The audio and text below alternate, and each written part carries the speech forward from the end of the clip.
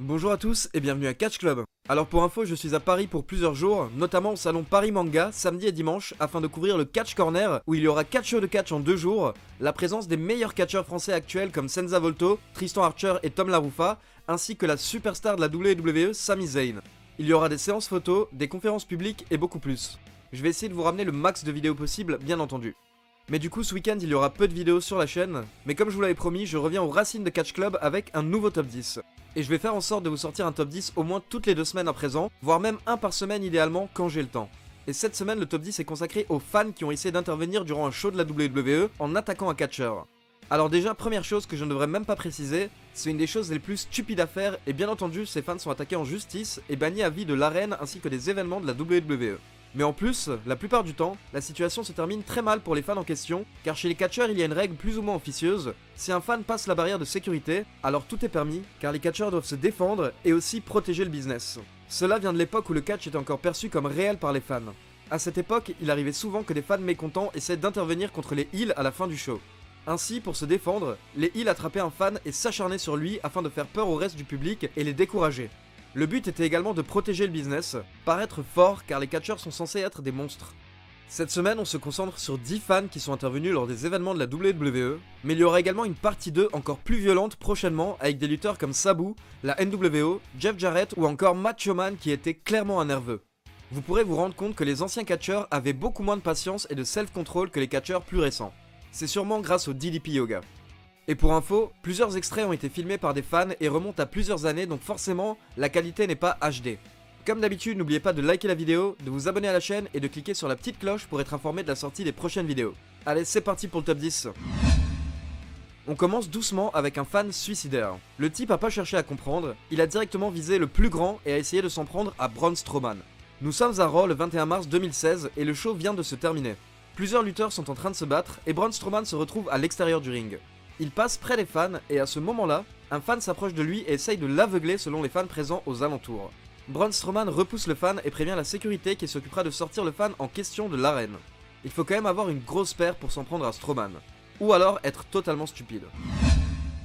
Nous sommes en août 2015, après un enregistrement de SmackDown, et Dean Ambrose est passé tout près de la catastrophe. Ambrose a ses 2 frères du Shield pour protéger ses arrières, mais heureusement pour lui, il a également la sécurité de la WWE qui veille sur lui. Une fois SmackDown terminé, Ambrose est resté sur le ring afin de saluer les fans comme souvent après les shows, puis il a pris son temps afin de saluer un maximum de personnes avant de retourner dans les coulisses. Alors qu'il serrait la main de quelques fans près de la rampe d'entrée, un fan sort du public et se jette en direction d'Ambrose afin de l'agresser. Mais heureusement, un membre de la sécurité est intervenu ultra rapidement et a mis le fan au sol et l'a maîtrisé. Selon les témoins présents, le fan en question avait un objet tranchant en sa possession et souhaitait poignarder Ambrose, détail qui reste à vérifier. Mais Ambrose n'aura même pas vu ce qui s'est passé et a fait comme si de rien n'était, préférant rire de la situation. Il en faut plus pour déconcerter Ambrose. Bravo à l'agent de sécurité qui a su intervenir de manière rapide et efficace pour le coup. En 8ème position, c'est tout l'inverse. Cette fois-ci, la sécurité met du temps à intervenir et un fan peut se rendre tranquillement à l'intérieur du ring. Nous sommes le 15 août 2016 et c'est un autre membre du Shield, Seth Rollins, qui est en train d'effectuer une promo sur le Demon King Finn Balor. Comme vous pouvez le voir en bas à droite de l'écran, un fan monte tranquillement sur le ring et va directement confronter Rollins face à face. Rollins préfère la jouer safe et repousse violemment le fan. C'est à ce moment-là qu'un membre de la sécurité et un arbitre interviennent pour mettre le fan au sol. Ce dernier aura beau se débattre, les officiels ne le lâcheront plus. On passe au premier fan de ce top qui arrive à porter un coup à un catcheur. Lors d'une tournée de la WWE en 2013, la fédération s'est rendue à Cape Town en Afrique du Sud. À la fin du show, comme d'habitude, le babyface qui a remporté le main event est resté dans le ring pour saluer la foule. Et lors de ce show, il s'agissait de Randy Orton. Ce dernier monte sur la seconde corde pour effectuer sa pose habituelle, quand un fan surgit de nulle part et lui porte un coup directement dans les boules de Noël, un low blow en bonne et due forme. Randy Orton tombe au sol, puis il se retourne clairement confus et il ne comprend pas ce qui se passe. Puis des officiels s'emparent du fan et le font sortir du ring. Mais Orton en profite pour lui porter un bon coup de pied au passage. Honnêtement, ce fan a eu énormément de chance car connaissant le tempérament de Randy Orton, ce fan a évité une grosse branlée je pense. Au final, les officiels lui ont sauvé la vie. On passe à la première apparition de Triple H dans ce top 10 et c'est pour sauver sa belle-mère. Nous sommes au début des années 2000, Triple H est au top de la WWE avec Stephanie à ses côtés, mais Linda McMahon n'est pas fan du duo et elle effectue son entrée à Raw afin de faire une annonce. La caméra se tourne alors vers Triple H qui a l'air concerné et inquiet, mais ce n'est pas vraiment à cause de Linda. Un fan vient en fait de sauter par-dessus les barrières de sécurité et se dirige droit vers Madame McMahon. Alors Triple H n'hésite pas et se jette directement sur le fan en question, l'écrasant au sol afin de l'immobiliser. Il se trouve que le caméraman a filmé la scène par inadvertance et le tout est passé en direct à la télé.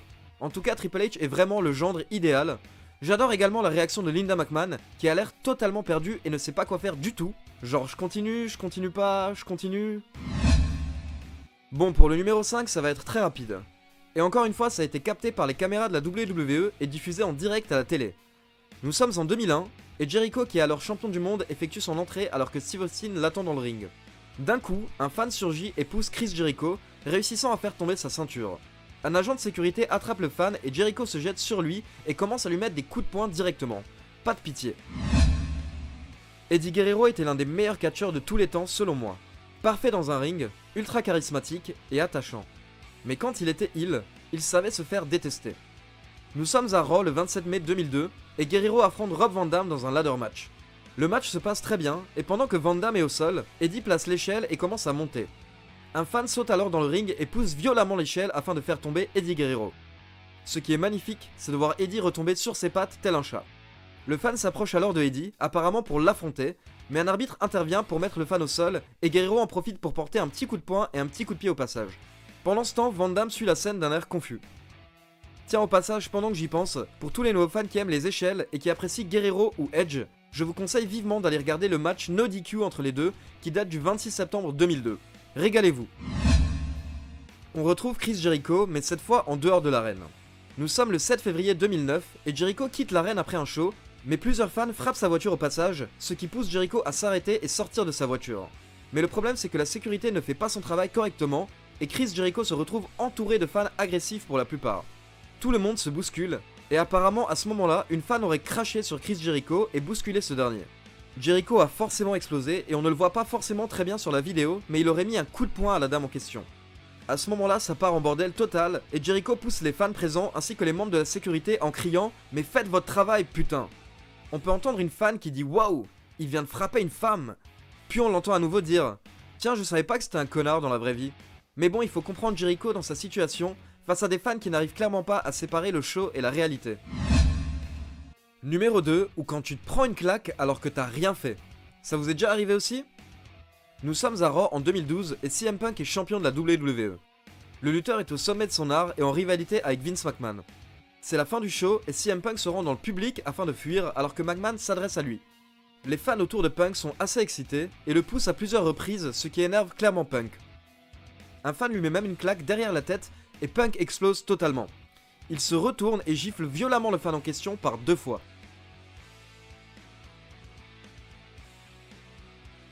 Mais si on regarde la scène au ralenti, on se rend compte que c'est ce fan en gris qui pousse Punk, et c'est ce pauvre fan avec le t-shirt noir qui n'a absolument rien fait dans l'histoire, qui se prend 2 grosses baffes et un petit moment télé en bonus. La scène est passée en direct à la télé, et cela aurait fortement déplu à Vince McMahon.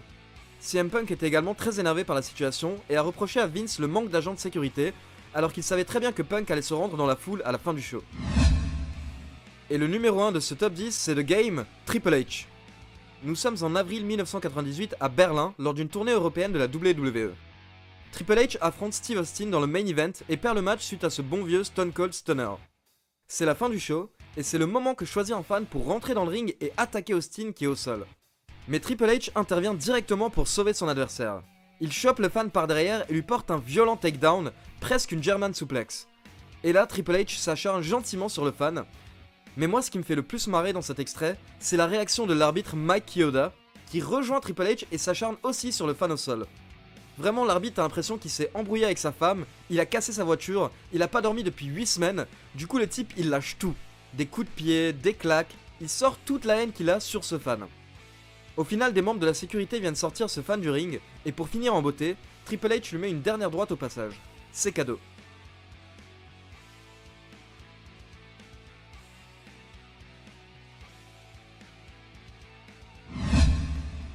Alors qu'avez-vous pensé de ce top 10 ? Quel extrait vous a le plus marqué ? Dites-moi tout dans les commentaires. Et comme je vous l'ai dit en début de vidéo, une partie 2 avec des réactions encore plus violentes de la part des catcheurs arrivera bientôt. Surtout n'hésitez pas à liker et partager la vidéo. Sur ce, je vous souhaite un bon week-end et on se retrouve dès mon retour de Paris Manga. Ciao tout le monde!